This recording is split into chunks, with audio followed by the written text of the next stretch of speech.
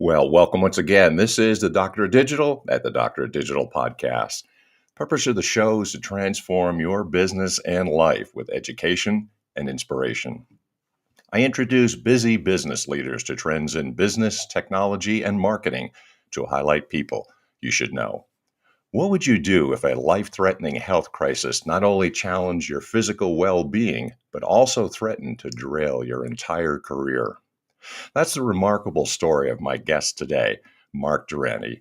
Despite spending over 2 decades at the forefront of the aesthetics industry, introducing cutting edge trends and technologies, Mark's life took an unexpected turn in 2015 when he required a heart transplant. This life altering event could have been the end of his professional journey, but instead became the catalyst for an extraordinary transformation. With a successful heart transplant behind him, Mark faced a new obstacle, severe neuropathy that put him at risk of becoming disabled. Undeterred, he embarked on a quest to explore regenerative therapies, not only as a means of reversing the damage caused by his health challenges, but also as a way to combat the effects of aging. Through treatments like stem cell therapy, Mark not only reclaimed his health, but also discovered a profound passion for helping others achieve their aesthetic and wellness goals. Drawing on his 25 years of experience in the aesthetics industry and his personal journey of recovery, Mark founded Rize Up Medical, a company dedicated to pioneering advancements in medical aesthetics and regenerative medicine. During this episode, we'll do a deep dive into the hot topics of a medical professional for life's biggest challenges and growth.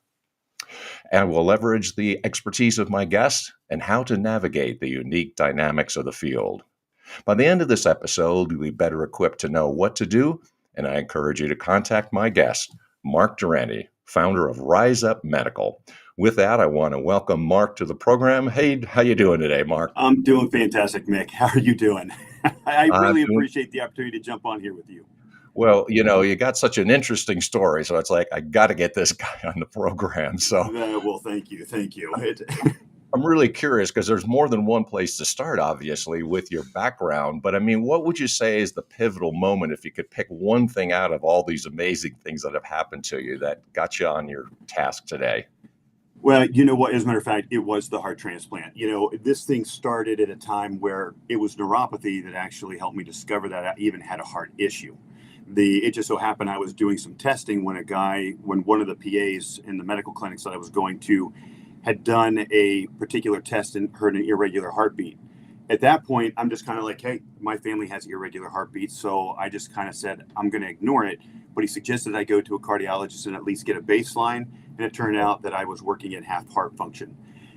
So I went about 3 years, wound up having to go into the hospital, have a heart transplant. As a matter of fact, it was a little bit more detailed than that because I wasn't even going to make it. As a matter of fact, I had 2 LVAD surgeries. So if anybody that's medically oriented understands this procedure, I wasn't going to make it to the heart transplant.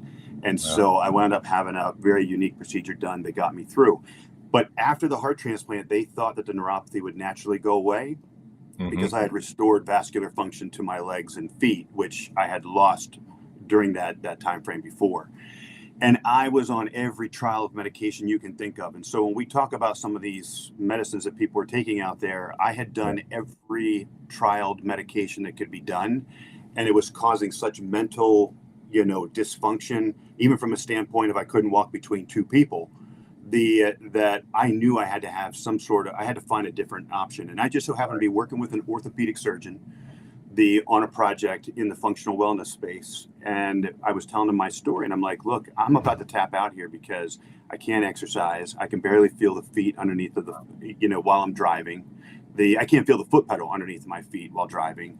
And I said, I'm going to be putting people at risk here soon. So I'm not sure what to do. And that's when he brought about stem cell therapy. And so I started on a journey with him, got me about halfway. And then after that, I started, when you hit a plateau and you start to get out of pain and you start having a normal life back, you start looking for options.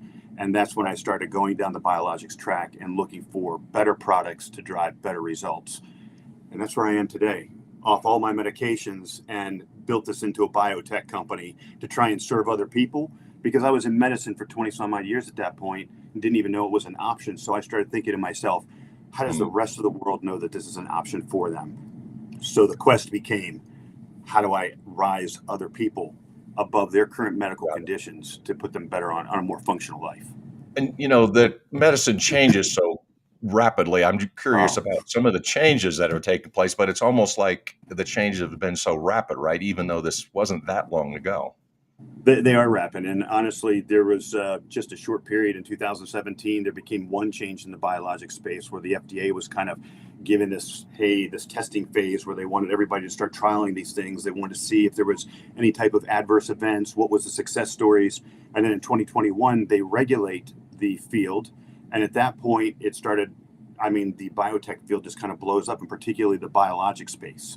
Okay. And what happens is in these time frames is it becomes more readily available to the public. So the Hmm. public starts asking their physicians about these sort of therapies. And I think the other part too, I think it's important in this, is that COVID brought about a period of time which did us all a favor because people were very heavily focused on the pharmaceutical industry.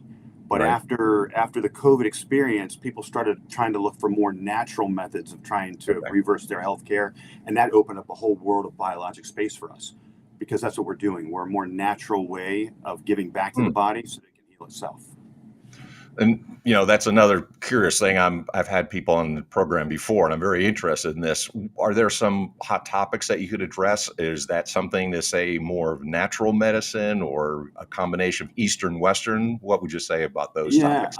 I think when you're looking at it from a functional wellness aspect, a longevity aspect. And I think these Mhm. are the key words that are really playing a big role because as we're aging and we're seeing, and I'll step back one point and say this in the same way that you take vitamins on a daily basis to supplement your body for things that it's missing, that's Sure. kind of what we're doing with these cell therapies. We're basically supplementing back into the body what they've lost. And to give you an example why that's important is that when you were a baby, when they looked at like bone marrow stem cells, they realized that one in every 10,000 cells was a stem cell. By the time you hit the age of 18, it's one in 100,000. By the time you hit 30, it's one in 250,000 cells as a stem cell. By the time you reach 80, it's one in 2 million. So you get this significant drop off. And Sure. that's part of the way, if you start reading any of the books, it's these lack of materials in your body that naturally bring the body to its point of death. So when we talk Okay. about longevity, we're talking about supplementation in order to extend life. And then how do we become more functionally present while we're living that longer life? And that's what these products are all doing. And that's definitely what is happening, right? So we're living Correct. longer, but of course we want They to are. live well, right? I mean, I'd love to live Correct. to Correct. I That's don't know right. what I Nobody said I want to live 30 more years sick. Yes, that's it. That's exactly it. It's like I don't want to be disabled for the next That's 40 right. years. That's When right. Well, how did you develop some of these ideas? I mean, they seem really fresh to me. You got a very unique approach. And what would you say have been some of those groundbreaking ideas that opened up some doors for you? yeah, I think if it's part of it came from my heart transplant days, and probably one of the biggest things of advice that I can give, as I learned myself, is become your own advocate. So when Mm, you're in the healthcare system, a lot of these physicians are very specialized. They're working with the existing knowledge that they have at the forefront, but they're not inside your body. And so what mm, happens is I started to recognize there were things that were happening in my body that maybe weren't showing up on tests or that they couldn't find. And by being my own advocate, I started driving down towards literally showing them where some of the issues were happening. And so what happens is that after I got better, and as I was getting more well, particularly through that cell therapy, is that I started advocating for myself again and just kind okay. of going, okay, if I got to this point, I know there's got to be another avenue. And if it's not there, how can I play a part in order to get it there? And that's kind of where this journey has taken place. And even within this biologic space that I've been in, the products have even evolved. They've gotten better, they've gotten more robust, they've even gotten more specific. And just the things that we're about to take on here in the next months, the couple of months, weren't around just a couple of years ago. And And it's going to change healthcare for the better. how would you say that people do it? And I'll give you a common objection because I have a Yeah, certain amount of absolutely. intelligence, but I'm not a physician. I don't know medicine. I say once you get Right. past aspirin, I don't know what I'm doing. So Right. what would you say for people that like they should be their own advocate, but they might feel intimidated or that it's a field they don't understand? No, and I think in part of being the advocate is literally just not accepting exactly what's been said. The internet's available to us. So we see that patients now are spending a lot of time doing their own research, driving their own questions, and being able to come back to their doctor and have a conversation. And sometimes that doctor's learning something new from the patient Hmm. that they then come behind and start to research and find new answers for that now become part of their treatment program. Medicine is advancing so quickly. I mean, they had just kind of given the example that 10 years ago, when you walked out of medical school, medicine wouldn't change for about, I think it was like a year and a half, the information that was in the books. Right. They say when a physician graduates today, within 72 days, medicine Oh, has already changed.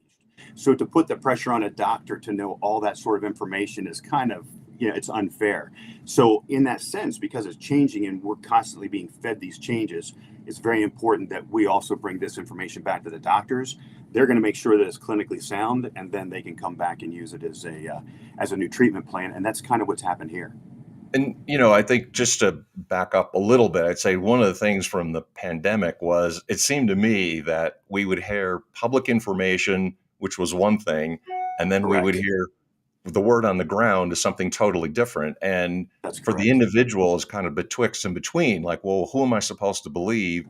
What I'm being told or what Correct. I'm actually experiencing or what the people around me are experiencing? And that's the reason why I question everything. I used to listen to both sides to understand, because you can understand the side of saving humanity, and then you can also understand that there is a lot of things that we can do today that may be swept under the rug because it's not fully understood, but truly have an application. And I'm going to say this: cell therapy, stem cells are in that place right now where they're trying to get more and more awareness. People are going outside the United States to get them done, and a lot of people are hearing it through the activity that's happening outside, and they don't even know that these sort of treatments are available right here in the United States. And so there is a subset of physicians that are trying to push that agenda. And I don't even call it push that agenda, but they're very on board to trying to bring in the natural along with the pharmaceutical and the surgical side. And there's a place for all of them, because I'm not an anti-surgery and anti-pharmaceutical. I Sure. wouldn't be around without either one of them. But I also know that there's a lot of things that I can do first before I have to go into those surgical interventions or the pharmaceutical side. Yeah, no, the way I think of this, it's something like whether you have something which is chronic or consistent or acute, right? If you have something acute, I need a new heart. Yeah, guess what happens? You need a new Correct. Yeah, heart, right? exactly. That's exactly right. That's exactly right. Well, and I think too, a lot of them, what we're trying to tell people is start looking at this as a first line defense. If you're starting to have a knee issue or you're starting to have some early on elements, it could just be supplementation. This doesn't necessarily mean supplementation of stem cells. It could be hormonal supplementation. It could be vitamin deficiencies. It could be stem cell deficiencies. It could be nitric oxide, NAD. These are all popular things that are being used in the field right now that are naturally decreasing or becoming dysfunctional as we age. And so, right, it's really powerful to say that we just really need to choose what we're supplementing, so that, because our body has the roadmap in order to repair itself, it just doesn't have the raw materials. And that's what we're really trying to preach here: is sometimes when you give the raw materials, these other interventions aren't necessary. To the point of your gentleman that was on here talking about the stretching, there's a lot of areas where if you put some of these therapies in place first, you won't have to go the surgical route. Hmm. But then sometimes you just have to, so it is. But first line defense is the way I would start to push this. I see. In terms of actionable tips, let's say the average person is listening, and that's why I think most of us feel a little intimidated by both the wealth of information, the glut of information that's out there, Yeah. plus what you hear on the media, plus what maybe Oh, a yeah. physician is telling them. What sort of tips would you recommend that people should start considering? The first part is to get educated, because we don't want somebody to walk in uneducated, because then what happens is they just believe what's told to them. And the word MD or DO or medical doctor is a very powerful word. And we've all heard our parents, and I've had my parents who've passed away, as I would try to help them, used to always make the same comment, but my doctor said. And Yeah, I'm like, that's an unfair statement, because medicine is changing and you need to advocate for yourself. So become educated. Then the second thing is, again, question everything. And then not in a disrespectful fashion. I mean, just be questionable, I guess, is the fashion, sure. and make sure that these are the right choices. And then at that point, it's like I said, there's going to be companies like us out there that are really trying to push the education side, to give that education and help in pointing them to the right physician who's on the cusp. They can do these sort of things in a very pioneering way. Got it. Could you talk a little bit about Rise Up? Tell us, what do you do and what kind of services you offer, or what are you all about? Yeah, so for us, we're basically a biotech company dealing at all levels of biologics, whether it's acellular stem cells, exosomes, which are a byproduct of stem cells, PRP, which is kind of the richness of your own blood, and PRF, which is another format of that same element. And then we start creating these supplement programs that support these as they're being put back into your body to create repair. We work directly with the medical practitioner in order to basically help in the educational space, get them introduced to these new products, and help make them part of their wellness plan. So at that part, a lot of times what I do for the traditional consumer is point them to these pioneering physicians that are doing this sort of work, I see. because we're already working directly alongside of them in order to implement all these products. Now, just out of curiosity, then what's the range of people that you work with? I know, is this for children? Is it young adults, elderly? And I'm interested in the Yes. anti-aging process myself. Right? I will say this. You can start from children, because we have young kids that have sports injuries that they don't want to live with those injuries. If they're not healed properly, they could give them Okay. lifelong issues, to middle-aged patients that are just starting to see that deterioration, to elderly patients who waited too long and now they're heavily deteriorated and lacking Mm. function, that want to have that kind of restorative side. And then we're dealing, like, I'll just kind of share with you from us on our physician standpoint. We can work with orthopedic and pain physicians, but on the reverse side, we're also working with dermatologists, plastic surgeons, med spas, in order to kind of bring about the true anti-aging that we physically see, and then work with the orthopedics, the family practice, regenerative medicine doctors, and pain management to work on the beauty we don't see. And so in that particular area, we really have a full gamut. And part of it is because these are natural biologics already present in your body. They're missing. When you give them back, they have a tendency to start restoring the youth in the body. So that's why we call it more of an age management or a functional wellness. And then, of course, ultimately, when you're functionally well, you get the longevity side of it at the same time.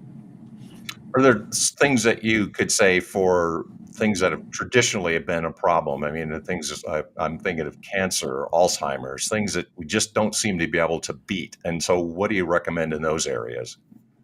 Yeah, so I mean, we're seeing that from all over. I mean, our physicians are exploring in a lot of different avenues. Alzheimer's is one of them, because that deals with a lot of neural inflammation. When you're dealing with these biologics like stem cells and exosomes, one of their key thing is helping to balance the immune system, drop inflammation in the body so that the body can naturally repair. So, kind of thinking, move out inflammation and move in repair process, and then people start to function better. So we do see Alzheimer's. We see people that have lung related issues, cardiovascular issues. We do a lot in sexual health. We do a lot in hair restoration. Hmm. We do a lot in the orthopedic space and the pain side, but we're also doing stuff that is just helping to support organs overall, because when the organs function better, the body functions better. So there is really no limitation. The key is we just have to line the right product with the right type of conditions, and then let the body do its own work. We're in a field that's regulated, so we can't make any claims or cures to anything. But what we can do is say, hey, if we supplement back in the right material, the body can function on its own in order to create that repair state. And we're seeing a lot of these diseases start to take a turn away and provide a better, more functional life. It seems like if you just sort of like, I don't know, something like jumpstart the body. I mean, something like a battery, right? I mean, just give it a little That charge.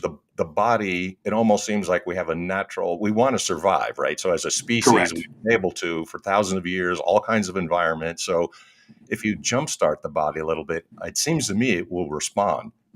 It does. You have to kind of remove the blockade, and sometimes that blockade is not having enough of something. I would give the example that, if you were doing a remodel and Lowe's comes in and only drops off half the materials, the Yeah. remodel just doesn't get complete. You're kind of living in a junky place where you have electricity and running water.